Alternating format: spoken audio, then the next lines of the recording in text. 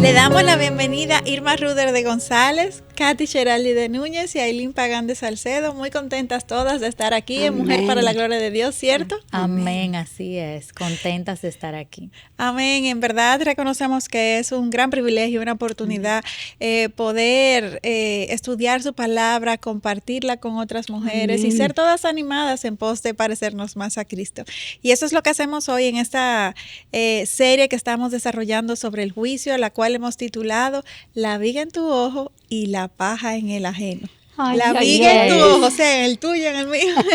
Así es. Y la paja en el ajeno. Gracias a Dios y por su fidelidad en seguirnos y por todos los mensajes que nos mandan de amor y apoyo. Ustedes no pueden imaginar cómo esto nos estimula a seguir adelante. Y hoy compartimos el segundo programa de esta serie.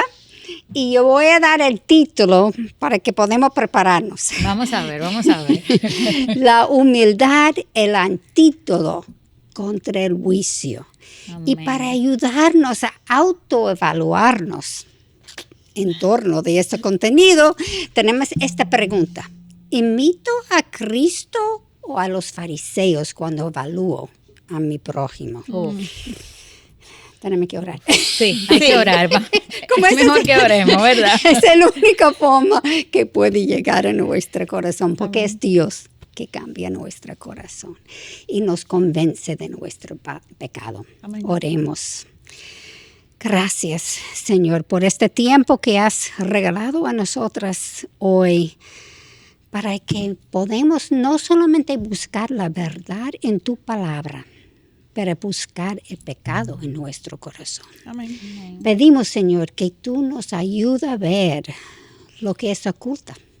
Sabemos que tenemos pecado, sabemos que muchas veces pecamos hasta sin darnos cuenta, pero tú puedes traer nuestro pecado a nuestra mente, Señor, para que podamos rendirnos a ti y dejar el pecado atrás. Amén. Te lo pedimos, Señor, en el nombre de Jesús. Amén. Amén. Dios nos ayude, ¿verdad? Ay, sí. Miren algo, chicas. La semana pasada visitamos el Edén, ¿verdad? Y reflexionamos mucho sobre el pecado de Adán y Eva. Y nosotros pudimos ver que en verdad juzgar no es un acto superficial. Así es. Es decir, cuando nosotros emitimos juicio y, por ejemplo, decimos, este hermano se está acomodando, o si confiara más en Dios no debiera reaccionar de esa manera.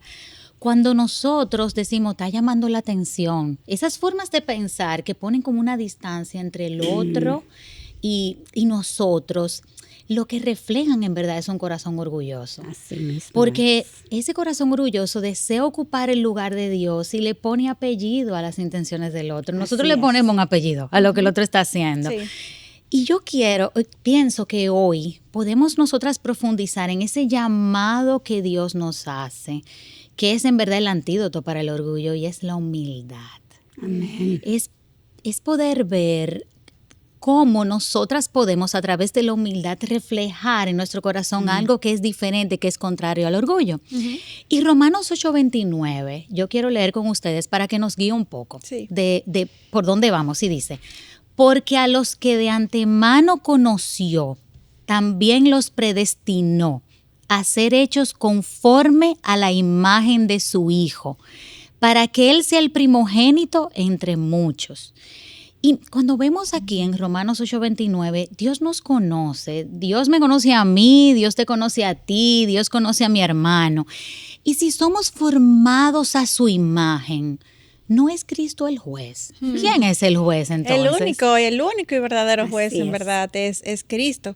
De hecho, Mateo 25:31-32 nos lo explica diciendo, pero cuando el Hijo del Hombre venga en su gloria y todos los ángeles con él, entonces se sentará en el trono de su gloria y serán reunidas delante de él todas las naciones y separará a unos de otros como el pastor separa las ovejas de los cabritos. Y continúa diciendo en el versículo 46, y estos irán al castigo eterno, pero los justos a la vida eterna. Vemos aquí cómo Jesús mismo está impartiendo el juicio. O sea, Él es el juez. Entonces, nosotros pudiéramos pensar, pero si entonces nosotros estamos llamados a imitar a Jesús y ser como Jesús, ¿por qué no podemos juzgar? Lo que hacemos siempre, pero queremos juzgar como Cristo sin ser Dios. No somos omniscientes y pone eso. Dice que no somos capaces de juzgar perfectamente, como solo Dios puede, como tú dijiste. Y otro problema que tú mencionaste más o menos es que cuando juzgamos nos colocamos por encima de la otra persona y nos comparamos con una versión idealizada de nosotras mismas, más sabios, más espirituales, algo que realmente no somos. Y tú sabes que el asunto es que nosotros solemos justificar nuestro pecado. Justificamos nuestra falta. Pero a la misma vez, ese mismo pecado, cuando lo vemos en el otro, lo juzgamos de una manera más severa. Es decir, nosotros no vemos nuestra gran viga. Y la viga que tenemos la vemos como una pajita chiquitica. ¿Y a qué entonces nos manda Dios? ¿A qué Dios nos manda? Él nos manda a ser humildes, a reconocer que no lo sabemos todo, que el otro tiene una historia compleja que no necesariamente yo la voy a comprender y que yo puedo equivocarme en la conclusión que yo saco de la motivación del otro. Y déjenme leerles 2 de Crónicas 7:14, porque ahí podemos tener mucha luz. Y dice, y si se humilla mi pueblo, sobre el cual es invocado mi nombre, y oran y buscan mi rostro, y se vuelven de sus malos caminos, entonces yo oiré desde los cielos, perdonaré su pecado y sanaré su tierra. Hay un entonces. Sí, no, y mira cómo empieza ese versículo, si se humilla. O sea, definitivamente el enjuiciar a otros es lo opuesto a tener un carácter humilde y una condescendencia con el prójimo. Es más bien, como tú mencionabas, y creo que tú también, es una evidencia más que todo de orgullo. Y entonces, cuando vamos a la Biblia, cuando vemos la relación entre Dios Padre, Dios Hijo, Dios Espíritu Santo, ¿qué vemos entre esta relación de la Trinidad? Una relación de unidad, de sumisión, de sin competencia, acorde a lo que es el carácter de Dios, en verdad. Porque el juzgar implica en sí mismo que tengamos un corazón más bien competitivo, más bien con falta de amor, opuesto al ejemplo que nos da la misma Trinidad de Dios.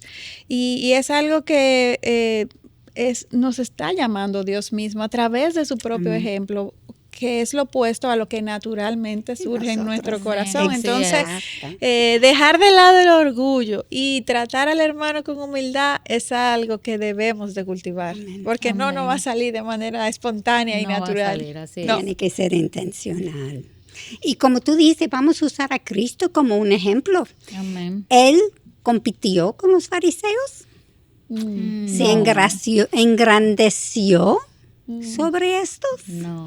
Siendo Cristo Dios mismo, el único con autoridad para juzgar, no actuó con arrogancia, sino que se manejó siempre con humildad. Jesús se sometió hasta las autoridades religiosas, hasta el punto de terminaron crucificándolo. Su único pronunciamiento fue cuando era para proteger su grey. Y voy a dar un ejemplo aquí en Mateo capítulo 23, versículo 13. Pero ay de vosotros, escribas y fariseos, hipócritas, porque cerráis el reino de los cielos delante de los hombres, pues ni vosotros entráis, ni dejáis entrar a los que están entrando. Wow, a mí me impresiona el carácter de Jesús. Es decir, a mí me impresiona cómo Él no se defendió, Él no se envaneció en su posición. Y eso fue muy contrario a la actitud de los fariseos. A la actitud de todos nosotros. Claro, y la actitud de nosotros, exactamente. Es decir, nos creemos justos, emitimos juicio. Y así como los fariseos estaban llenos de hipocresía. Y Jesús bien lo dijo en Mateo 23, cuando Él dice: ¡ay de vosotros, escribas y fariseos hipócritas! De nuevo se lo recordaba, porque edificáis los sepulcros de los profetas y adornáis los monumentos de los justos y decid, miren lo que ellos dicen, si nosotros hubiéramos vivido en los días de nuestros padres, no hubiéramos sido sus cómplices en derramar la sangre de los profetas. Oigan, miren qué engañoso es el corazón de ellos, porque dicen que no son cómplices del derramamiento de sangre. ¿Y cuál era el plan que tenían? Derramar sangre. Ellos estaban tramando matar a Jesús. Entonces, mismo. Fíjense cómo la hipocresía los llevaba a estar ciegos. Sí, el pecado. Eso Así así nos embrutece y así nos ciega el pecado. Y al igual que los fariseos, no solo nosotros no creemos que tenemos el derecho de juzgar, sino que el juzgar a otros nos hace sentir más santos, más piadosos, como si estuviéramos, como ustedes mencionaron, por encima del resto y como vimos desde el primer programa, muchas veces usurpando el lugar del mismo Dios, que es el único que puede juzgar.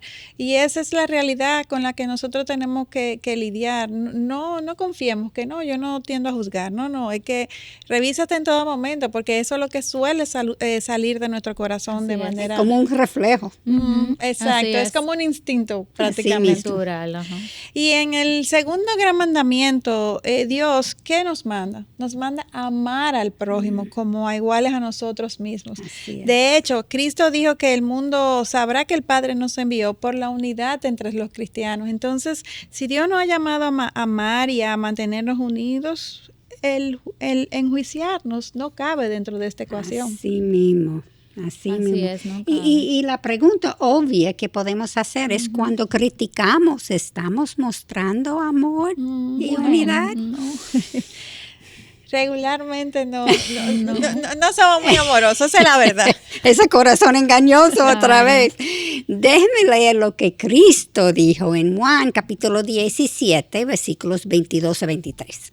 La gloria que me diste les he dado para que sean uno, así como nosotros somos uno, yo en ellos y tú en mí, para que sean perfeccionados en unidad, para que el mundo sepa que tú me enviaste y que los amaste tal como me has amado a mí. Cuando nosotros amamos unos a otros y permanecemos en unidad, reflejamos la gloria de Dios. Amén, así es. Y Aileen, tú leías el pasaje de Mateo 25, donde Cristo separa las ovejas de los cabritos, ¿verdad? Sí. Entonces, según ese pasaje, ¿cuándo es que Cristo va a separar a las ovejas de los cabritos? Es en el juicio final, Exacto. no es ahora. No es ahora.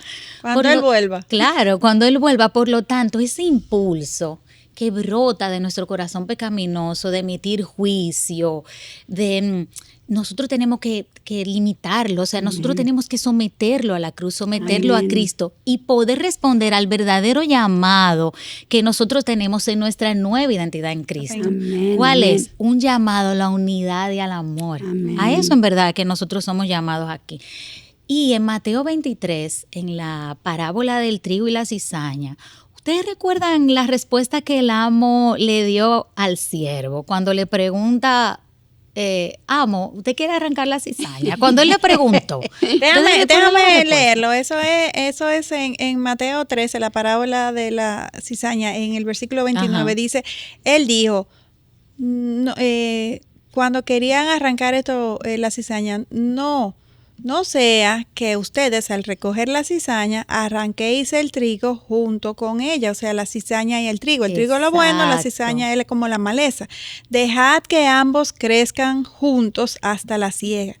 Es decir, esta parábola nos está mostrando de que nosotros somos incapaces de discernir perfectamente, como solo Dios puede hacerlo, cuál es el trigo y cuál es la cizaña. Entonces, dejen así, confíen en el juicio de Dios, porque dice la misma palabra que todos vamos a rendir juicio delante del Señor, ya sea cuando nos llama a su presencia o cuando Él vuelva, como leíamos hace un momento. Así mismo es así. Por otro lado, Pablo nos habló sobre humildad y sobre el considerar a los demás como mejor que a uno mismo.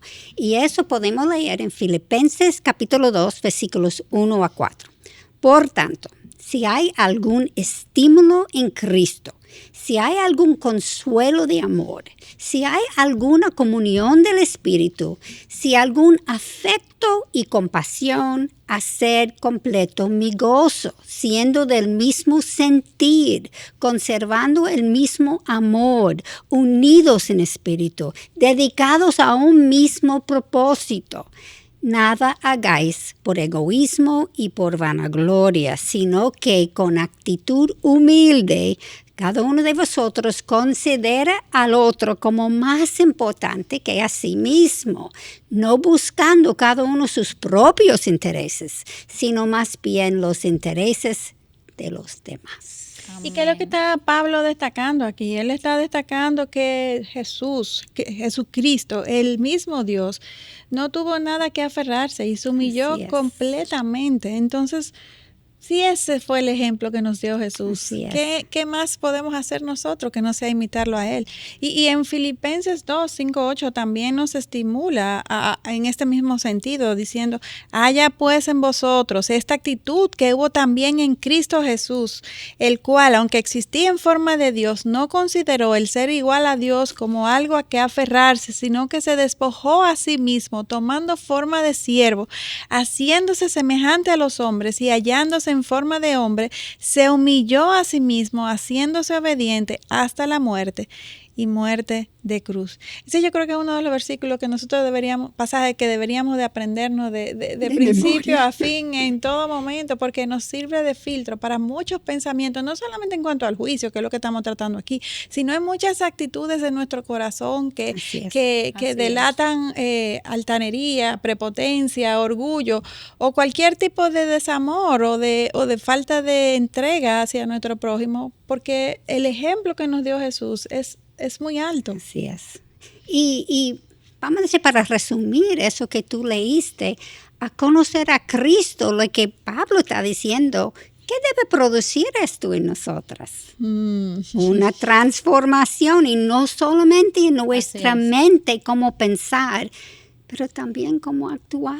Sí. Y concretamente a lo que uno le llama el fruto del Espíritu. Sí, exacto. Siendo uno de ellos el amor, definitivamente, porque el amor y la unidad van a reflejar a Dios, es decir, van a reflejar el corazón mismo de Dios. Las críticas no, porque la crítica lo que refleja es el mundo que promueve división. Sí, exacto. Y podemos muchas veces, mis hermanas, nosotras vernos atrapadas en asistir a los cultos, participar de grupos pequeños, hasta dirigir grupos pequeños. Sí.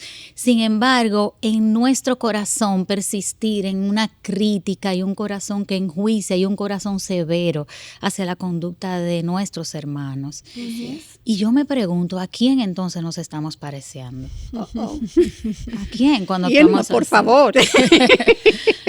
Porque esa fue la misma actitud de los fariseos. Realmente. Y eso me trae a la mente aquí esta lectura de Mateo 23, del 27 al 28, donde Jesús vuelve a señalar y a mostrarnos otra característica de los fariseos. ¡Ay de vosotros, escribas y fariseos hipócritas! Porque sois semejantes a sepulcros blanqueados, qué fuerte. Sí, es fuerte. Que por fuera lucen hermosos, pero por dentro están llenos de huesos muertos y de toda inmundicia.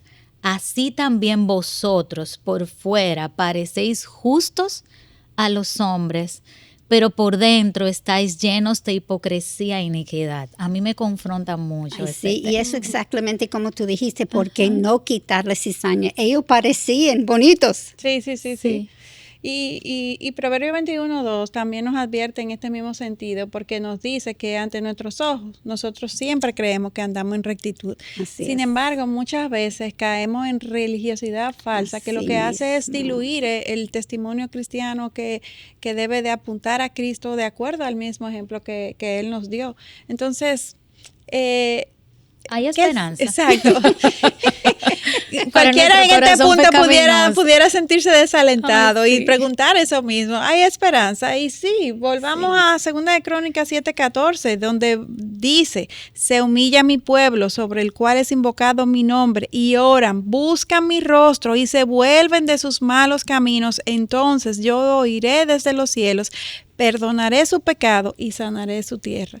Ahora, esto es un evento que no lo hacemos una sola vez y ya no. Esto es una regeneración continua a medida de que el Señor va redimiendo nuestra mente y nuestros corazones. Y puede que en el proceso caigamos, pero nos levantamos, nos arrepentimos y seguimos hacia adelante, así confiados en que Dios nos va a ayudar a través de su Espíritu Santo para poder hacer lo que humanamente, porque la realidad es que humanamente no hay esperanza, pero por Cristo, por medio del Espíritu Santo, nuestro ayudador, entonces sí podemos ser regenerados y mostrar gracia, mansedumbre y humildad como nos modeló Cristo antes que juicio. Y a veces nos podemos sentir como que no sabemos cómo hacerlo. Es decir, ¿cuáles son los pasos? ¿Cómo hacerlo? ¿Cómo es que esto se hace en la práctica? Mira, esa es muy buena pregunta. Yo le voy a dar algunos pasos que son más prácticos, porque obviamente es el Espíritu Santo, ese fruto de Espíritu que está haciendo esa obra en nosotros. Pero nosotros tenemos que intencionalmente hacer algo. Vamos a caer, no hay duda que vamos a caer. Pero cuando nosotros ya pedimos perdón genuinamente y trata de cambiar, yo creo que vamos a caer menos. Vamos a seguir cayendo, pero caer menos en eso, porque ya el Señor está convenciéndonos de nuestro pecado. Pues primero, el primer paso será que al compararnos, Cristo sea nuestra medida estándar. Muy importante. No yo. Muy importante. Ni el otro hermano tampoco, porque a veces es difícil y caemos en comparar mi vida con la vida del otro. Sí mismo es, y es en sí es pecado. Sí. Aún si no hago juicio, es con Dios, obviamente, que tenemos que hacer el estándar. Ahora, pedir a Dios que Él revela lo que hay en nuestro corazón, porque hay mucho allá que nosotros ni nos damos cuenta. Identificar el pecado que está llevándome a juicio. Es inseguridad, es orgullo, como tú mencionaste, es envidia, esa competencia otra vez, y arrepentimiento, lo más importante. Y eso, tener una disposición a cambiar. Amén. Yo quiero querer a cambiar, no justificarme que soy así. Y sobre todo contar con que Dios y su Espíritu Santo nos va a ayudar. Como en esta lucha, que como tú decías, Aileen, no es algo que yo hago un solo día, sino que yo voy constantemente porque sus misericordias son nuevas cada mañana. Amén. Y qué gozo me da poder cerrar este programa con esperanza. No hay una mejor manera de cerrar, ¿verdad? Que con estos consejos, Katy, tan prácticos que tú compartes, porque en principio al escuchar todo esto y ver cómo Jesús menciona a los fariseos, confronta mucho nuestro corazón. Y mi oración es que el Señor nos ayude a meditar acerca de lo que reside dentro de nuestro corazón, pero que nosotras estamos dispuestas a vernos a nosotras mismas. Amén. Que le podamos pedir al Espíritu Santo que nos ilumine y que nos ayude a ver lo que debemos cambiar. Y que si nosotros estamos cayendo en la crítica es porque tal vez hay ídolos en nuestro corazón, hay cizaña. Así es. Que el Espíritu Santo debe arrancarlo en este momento y debe trabajarlo y quitarlo de raíz en nuestro corazón para nosotros poder seguir creciendo. Amén. Y en esa misma línea, como mencionaba Katy, pedirle al Señor que nos dé arrepentimiento para que si el pecado de juicio está en mí, el pecado de crítica, pues el Señor lo revele, me dé convencimiento de pecado y mi motivación a hacerlo bien, no sea por aceptación y por la buena conducta cristiana, sino por amor a Cristo y por convencimiento para poder seguir reflejándole a Él cada vez mejor a través de mi vida. Amén. Y quiero añadir que cuando el Señor revela lo que está en nuestro corazón, duele. Y muchas veces evitamos eso porque duele. Pero Miguel me ha dicho muchas veces, aunque todavía no lo entiendo, él dice, cada vez que el Señor revela un pecado en él se siente bien porque él puede entregarlo y está limpiado. Y es verdad lo que dice. Es como si Dios le quitara un punto de ceguera. Así puede ver es. la realidad de su corazón de una manera más clara. Y como ese Señor, perdón, quería decir algo. Y como ese Señor, tenemos que decir, aparte de Él, ¿qué podemos hacer? Aparte de Él, así es. El Señor nos ayude a continuar, a ser persistente, en seguir moldeando nuestra mente y corazón para parecernos más a Cristo. Amén. Y que Él sea nuestra motivación para dar la milla extra en todo el sentido que tengamos que darla, con tal de parecernos más a Él. Eso nos va a traer libertad, plenitud de vida y podremos entonces también tener un mejor testimonio. Gracias por acompañarnos en este episodio. Nos vemos en una próxima ocasión. Bendiciones.